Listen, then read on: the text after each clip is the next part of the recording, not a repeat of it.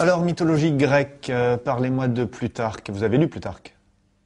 Ouais. Alors, on va parler des Amazones, allez-y. Oui, d'accord. Alors, les Amazones, c'est un peuple de guerrières très féroces, plus que les femmes encore. Plus que les femmes. Ça devait être quelque chose, alors. Vous pouvez rien faire. Alors, quelle est la capitale de l'Argentine? Je l'ai vu hier dans Mission Express. Ouais, allez, je vous aide. Je vous donne un indice. Ah oui, Buenos Dias.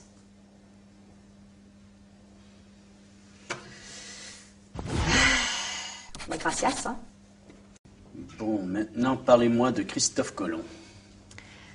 Christophe Colomb, il fait la découverte de l'Amérique. Fut. Oui. Récitez-moi le passé simple du verbe faire. Bah, je fus, tu fus, il fume, vous fumez, nous fumons, ils fussent.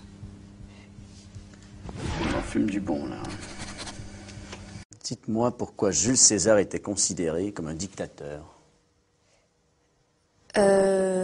Donc il était considéré comme un dictateur parce qu'il était très capable de dicter plusieurs lettres en même temps, à la fois, d'un coup.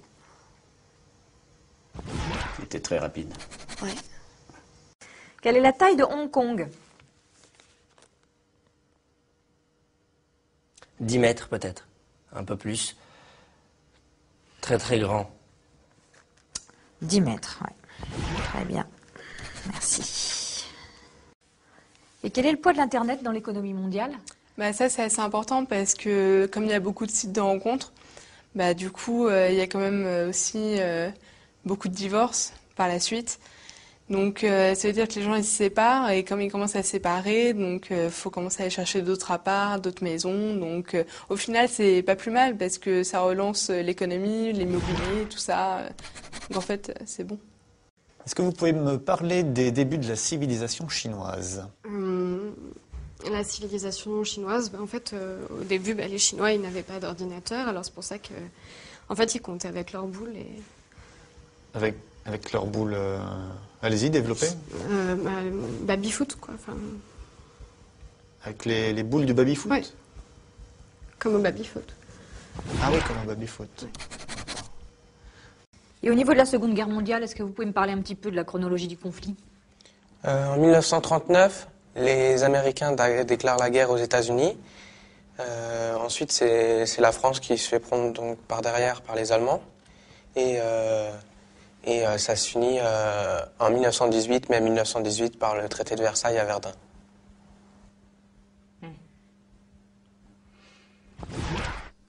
J'ai rien à dire, c'est parfait. Alors, quel est le taux de chômage des hommes et des femmes en France en 2009?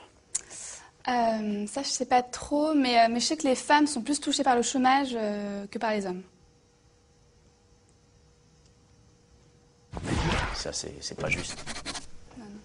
Alors, qui était Léonard de Vinci? Alors, Léonard de Vinci, c'était un grand écrivain, assez connu.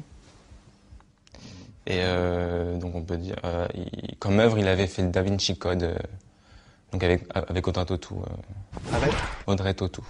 Ah oui, d'accord. Actrice. Ouais. Que s'est-il passé lors du dernier référendum européen? Ils ont voté non contre la prostitution européenne, en fait. Contre la prostitution européenne? Ouais. Qui a voté non? Tout le monde, sauf les Hollandais, parce que pour eux, ils aimaient bien la prostitution. Ah ouais. Et vous en pensez quoi, vous? Moi, je suis ni pour ni contre, en fait, parce que j'ai pas l'âge de voter. Alors, comment est formé un sonnet? Alors, le sonnet est formé de 2 quatrains et de 2 tiercés. 2 tiercés. Tiercés gagnants, bien sûr. Oui, pour... Non, enfin, il y a 2 quatrains, 4 et 2 tiercés avec 3. Il ne faut pas que ce soit dans le désordre, en tout cas. Non, c'est d'abord les quatrains, après les tiercés. D'accord, merci bien.